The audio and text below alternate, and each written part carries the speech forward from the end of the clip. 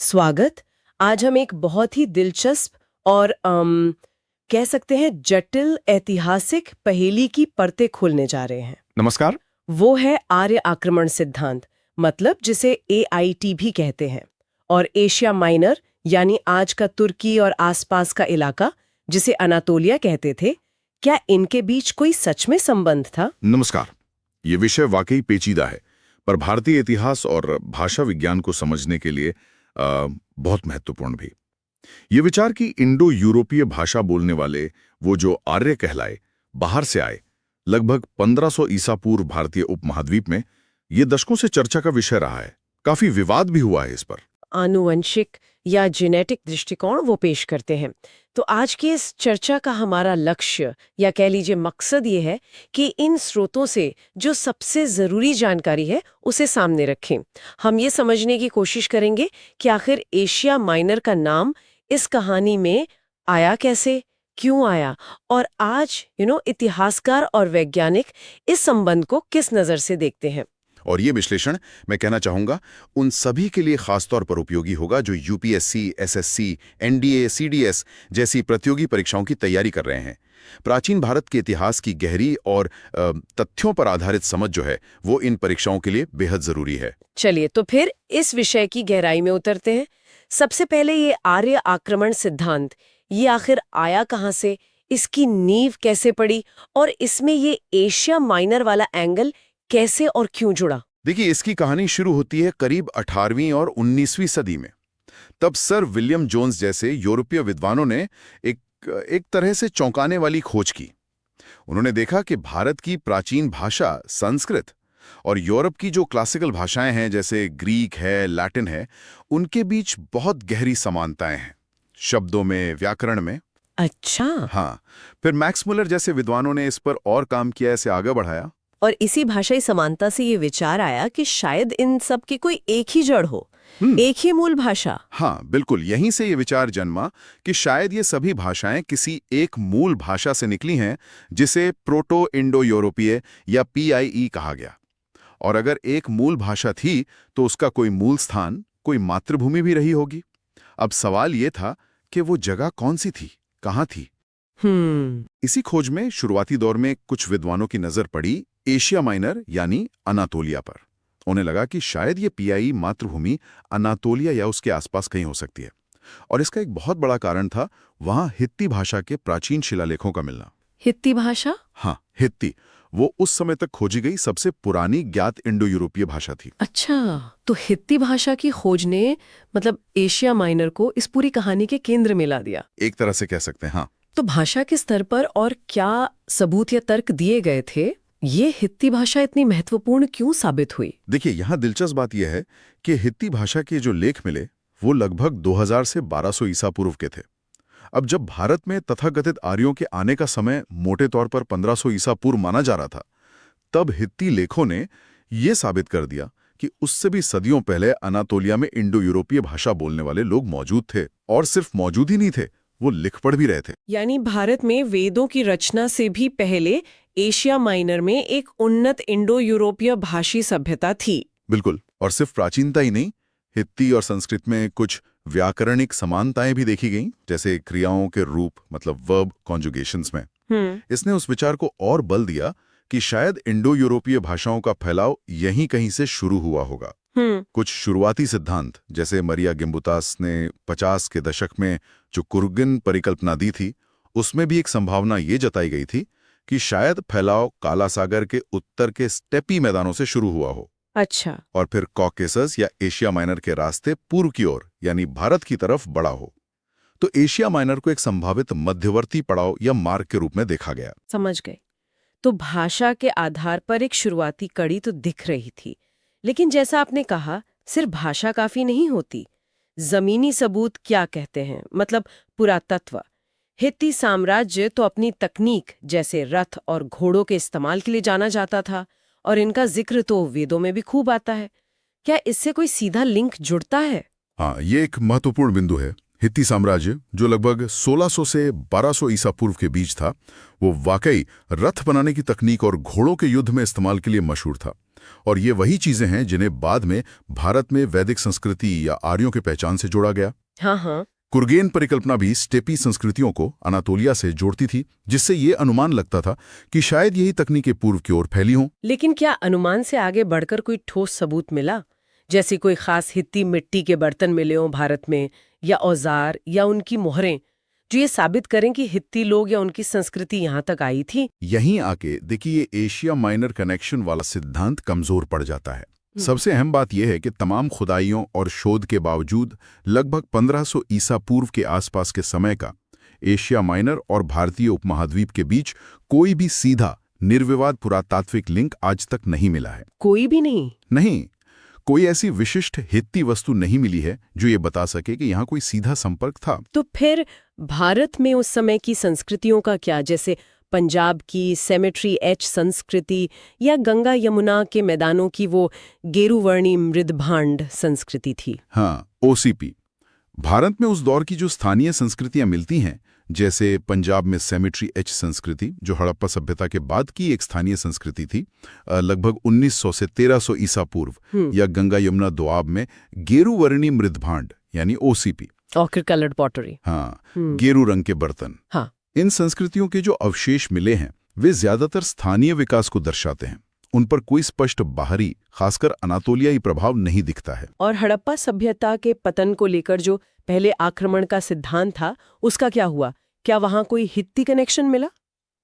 हाँ, एक जमाने में ये माना जाता था कि शायद बाहर से आए आर्यों के आक्रमण ने ही हड़प्पा सभ्यता को खत्म कर दिया, जिसका पतन लगभग 1900 ईसा पूर्व के आसपास माना जाता है। लेकिन हड़प्पा के शहरों की खुदाई में कहीं भी युद्ध, व्यापक विनाश या किसी बाहरी आक्रमणकारी समूह जैसे हित्ती, उनकी उपस्थिति के कोई ठोस सबूत नहीं मिले। अच्छा। हड़प्पा स्थलों से कोई अनातोलियाई वस्तुएं भी नहीं मिली, इसलिए वो आक्रमण वाले सिद्धांत और उसके एशिया माइनर कनेक्शन को पुरातात्विक आधार पर समर्थन नहीं मिला। अच्छा, यहाँ आकर कहानी और भी रोचक हो जाती है, क्योंकि पिछले कुछ सालों में जेनेटिक्स मतलब प्राचीन डीएनए के अध्ययन ने इस पूरी बहस में एक बिल्कुल नया मोड़ ला दिया है। राखी घड़ी डीएनए और दूसरे अध्ययनों ने इस एशिया माइनर कनेक्शन के बारे में क्या बताया है, ये बहुत महत्वपूर्ण है। शायद ये वाकई इस कहानी का, कह सकते हैं, सबसे निर्णायक मोड़ साबित हुआ है। 2019 में हार्वर्ड यूनिवर्सिटी के डेविड राइक और उनकी टीम का साइंस जर्नल में एक अध्ययन छपा था, और फिर 2021 में वसंत शिंदे, नीरज राय और अन्य भारतीय वैज्ञानिकों का राखी गढ़ी डीएनए पर आधारित अध्ययन। ये मील के पत्थर हैं। हाँ, मैंने पढ़ा है इनके बारे में। तो इन अध्ययनों से जो मुख्य बात सामने आई वो ये है कि भारतीय आबादी में, जिसे स्टेपी आनुवंशिकी कहते हैं। स्टेपी आनुवंशिकी मतलब वो आनुवंशिक गुण जो यूरेशियन स्टेपी या घास के मैदानों के प्राचीन निवासियों से जुड़े हैं और जिन्हें अक्सर इंडो यूरोपीय भाषा बोलने वालों से जोड़ा जाता है। ओके। तो इस स्टेपी आनुवंशिकी का महत्वपूर्ण मिश्रण भारतीय आबादी में 1500 ईसा पूर्व के बाद हुआ। शायद दूसरी सहस्त्राब्दी ईसा पूर्व के अंत में या पहली सहस्त्राब्दी ईसा पूर्व की शुरुआत में। 1500 ईसा पूर्व के बाद? हाँ, बाद में। और इस आनुवंशिकी का स्रोत क्या पता चला? क्या वो एशिया माइनर था? नहीं। और यही सबसे बड़ा खंडन था एशिया माइनर सिद्धांत का। इन जेनेटिक अध्ययनों ने साफ तौर पर दिखाया कि इस स्टेपी आनुवंशिकी का स्रोत मध्य एशिया के उत्तर में स्थित यूरेशियन स्टेपी क्षेत्र था, खासकर जिसे पॉन्टिक कैस्पियन स्टेपी कहते हैं, जहां यामनाया संस्कृति पनपी थी, न कि एशिया माइनर। तो मतलब ये जेनेटिक सिग्नेचर एशिया माइनर से नहीं आया? बिल्कुल नहीं। हरियाणा के राखीगढ़ी स्थल से जो हड़प्पा काल के कंकाल मिले, उनके डीएनए विश्लेषण में 1500 ईसा पूर्व से पहले कोई खास स्टेपी आनुवंशिकी मिली ही नहीं, और न ही एशिया माइनर की प्राचीन आबादी से कोई सीधा आनुवंशिक जुड़ाव पाया गया। तो अगर लोग एशिया माइनर से नहीं आए थे, तो फिर आनुवंशिकी और बाकी सबूतों के आधार पर अब कौन सा मार्ग ज्यादा स्वीकृत है? कहाँ से आए थे ये लोग? अब जो मॉडल सबसे ज्यादा स्वीकृत है वो ये मानता है कि इंडो यूरोपीय भाषा बोलने वालों का प्रवासन पॉन्टिक कैस्पियन स्टेपी से शुरू हुआ।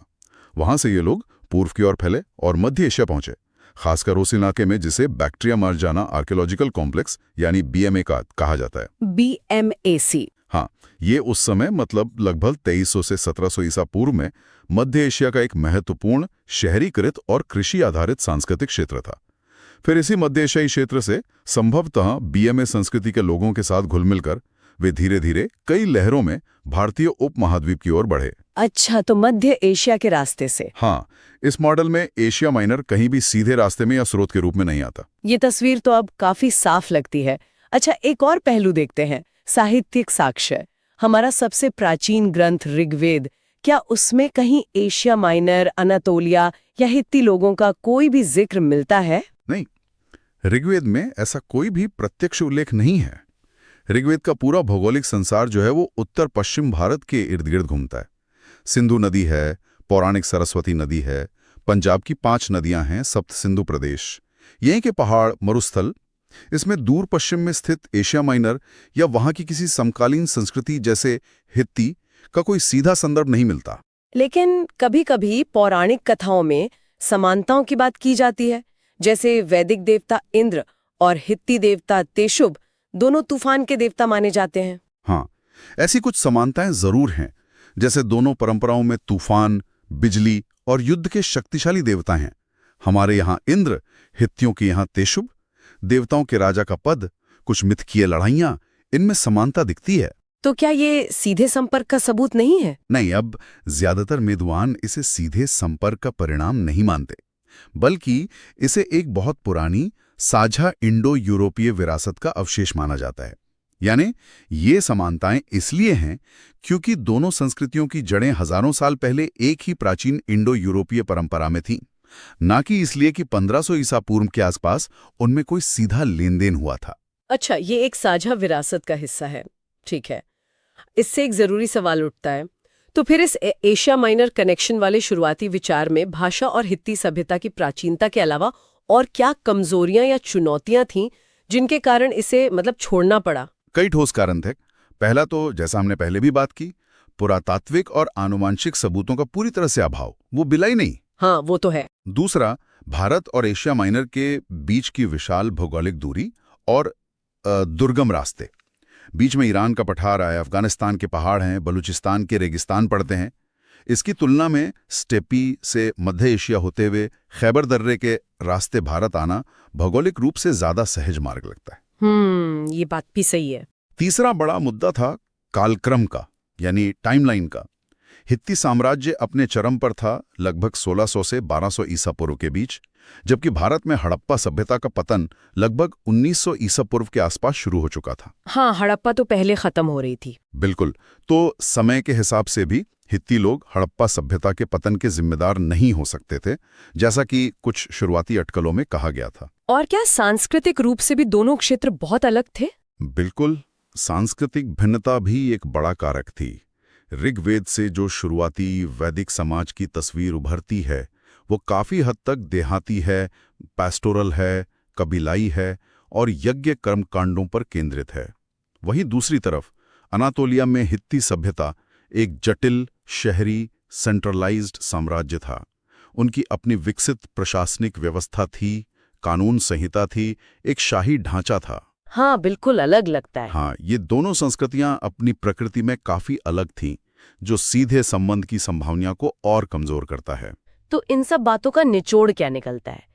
इन सभी सबूतों को भाषाई, पुरातात्विक, आनुवांशिक, साहित्यिक, कालक्रम और सांस्कृतिक भिन्नताओं, इन सबको मिलाकर देखें तो आज विद्वानों के बीच आम सहमति किस बात पर है?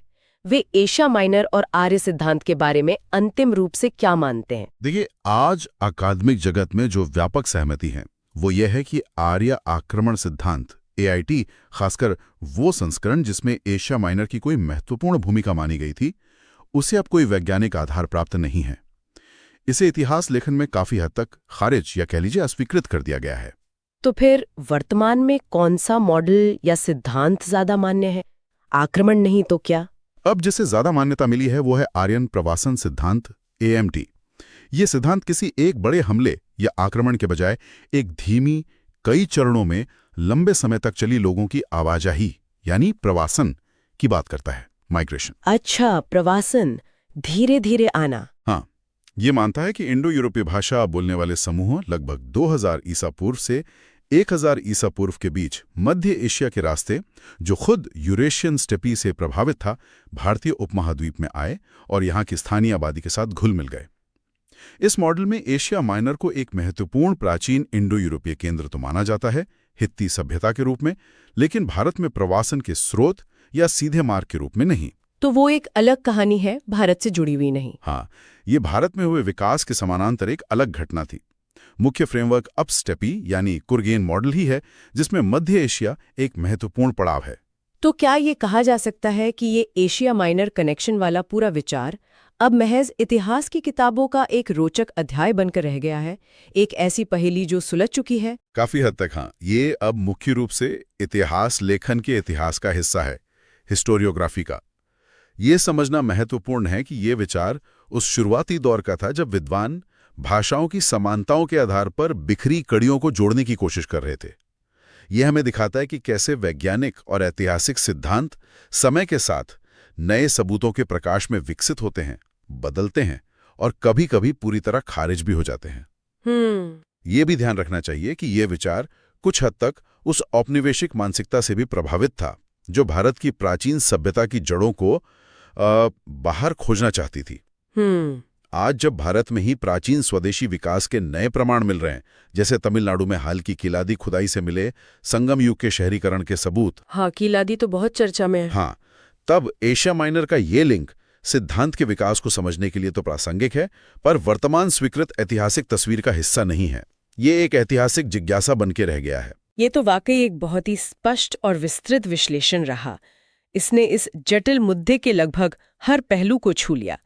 चलिए अब आखिर में कुछ ऐसे मुख्य तथ्यों को संक्षेप में दोहरा लेते हैं जो प्रतियोगी परीक्षाओं जैसे यूपीएससी, एसएससी, एनडीए, सीडीएस वगैरह के नजरिए से महत्वपूर्ण हो सकते हैं, खासकर बहुविकल्पीय प्रश्नों एमसीक्यूज के लिए वन लाइनर के रूप में याद रखने लायक। बिल्कुल, ये कुछ मुख्य बिंदु हैं जिन पर ध्यान देना चाहिए। पहला, आर्य आक्रमण सिद्धांत एआईटी का प्रस्ताव 18वीं-19वीं सदी में संस्कृत और यूरोपीय भाषाओं के बीच पाई गई भाषाई समानताओं के आधार पर किया गया था। ठीक है। दूसरा, शुरुआती दौर में एशिया माइनर अनाटोलिया को हित्ती भाषा, जो एक बहुत प्राचीन ज्ञात इंडो यूरोपीय भाषा है, उसकी खोज के कारण इंडो यूरोपीय भाषाओं के संभावित मूल स्थान या प्रवासन मार्ग के रूप में देखा गया था। तीसरा, हित्ती साम्राज्य, जो एशिया माइनर में लगभग 1600 से 1200 ईसा पूर्व तक फला फूला, अपनी उन्नत रथ प्रौद्योगिकी और घोड़ों के उपयोग के लिए जाना जाता था। रथ और घोड़े, ओके। चौथा, लगभग 1500 ईसा पूर्व के आसपास एशिया माइनर और भारतीय उपमहाद्वीप के बीच कोई भी सीधा और निर्विवाद पुरातात्विक संबंध जैसे विशिष्ट बर्तन, औजार या मोहरें स्थापित नहीं हो पाया है। कोई पुरातात्विक लिंक नहीं। पांचवा, नवीनतम आनुवंशिक अध्ययन, खासकर राखीगढ़ी जैसे स्थलों से मिले प्राचीन डीएनए पर आधारित भारत में स्टेपी आनुवंशिकी के मिश्रण का समर्थन करते हैं, लेकिन इसका स्रोत यूरेशियन स्टेपी, पॉन्टिक कैस्पियन क्षेत्र और मार्ग मध्य एशिया माना जाता है, न कि एशिया माइनर। जेनेटिक्स का स्रोत स्टेपी, रास्ता मध्य एशिया। छठा, भारत में महत्वपूर्ण स्टेपी आनुवंशिकी का आगमन और मिश्रण 1500 ईसा पूर्व के बाद होने के पुख्ता प्रमाण मिलते हैं, पहले नहीं। टाइमिंग 1500 ईसा पूर्व के बाद। सातवां, भारत के प्राचीनतम ग्रंथ ऋग्वेद में एशिया माइनर, अनातोलिया या हित्ती सभ्यता का कोई प्रत्यक्ष उल्लेख नहीं है। इसका पूरा भौगोलिक केंद्र उत्तर पश्चिम भारत ही है। ऋग्वेद में जिक्र नहीं। आठवां, वर्तमान में ज्यादा स्वीकृत मॉडल आर्यन प्रवासन सिद्धांत है, जो आक्रमण के बजाय क्रमिक प्रवासन, पॉन्टिक कैस्पियन स्टेपी मूल और मध्य एशियाई मार्ग पर जोर देता है। प्रवासन, आक्रमण नहीं। और नवां, एशिया माइनर कनेक्शन का विचार अब मुख्य रूप से एआईटी के ऐतिहासिक विकासक्रम को समझने के लिए ही प्रासंगिक माना जाता है। यह वर्तमान स्वीकृत ऐतिहासिक मॉडल का हिस्सा नहीं है। ऐतिहासिक जिज्ञासा मात्र। बहुत बढ़िया सारांश। तो ये थी आर्य आक्रमण सिद्धांत और एशिया माइनर के बीच के कथित संबंध की हमारी गहन पड़ताल। हमने देखा कि कैसे एक विचार जो भाषाई समानताओं और कुछ शुरुआती अनुमानों पर खड़ा हुआ था, उसे बाद में मिले ठोस पुरातात्विक और विशेष रूप से क्रांतिकारी आनुवंशिक सबूतों ने लगभग पूरी तरह से बदल दिया। हाँ, और उम्मीद है कि ये विस्तृत चर्चा इन स्रोतों को गहराई से समझने, विभिन्न प्रकार के साक्ष्यों का आलोचनात्मक मूल्यांकन करने और विशेषकर प्रतियोगी परीक्षाओं की तैयारी में मददगार साबित होगी। अगर हम इसे बड़ी तस्वीर से जोड़कर देखें तो ये पूरी बहस हमें याद दिलाती है कि इतिहास का ज्ञान कभी स्थिर नहीं होता। ये एक सतत प्रक्रिया है। जैसे जैसे शोध के नए तरीके विकसित होते हैं, नए सबूत सामने आते हैं, चाहे वो जमीन के नीचे से हों या प्रयोगशाला से, अतीत की हमारी समझ और ज्यादा स्पष्ट और परिष्कृत होती जाती है। बहुत सही कहा। ये हमें इस पर भी विचार करने के लिए प्रेरित करता है कि हम अतीत की व्याख्या कैसे करते हैं, किन सबूतों को कितना महत्व देते हैं और कैसे विभिन्न सिद्धांतों का निष्पक्ष और आलोचनात्मक मूल्यांकन किया जाना चाहिए। तो श्रोताओं, अगर आपको ये जानकारी उपयोगी लगी तो इसे अपने मित्रों और साथी परीक्षार्थियों के साथ साझा करना ना भूलें। भविष्य में इसी तरह के अन्य विषयों पर गहन विश्लेषण और जानकारीपूर्ण चर्चाओं के लिए हमें सब्सक्राइब जरूर करें। अगली बार फिर मिलेंगे एक नए विषय के साथ, उसकी गहराई में उतरने के लिए।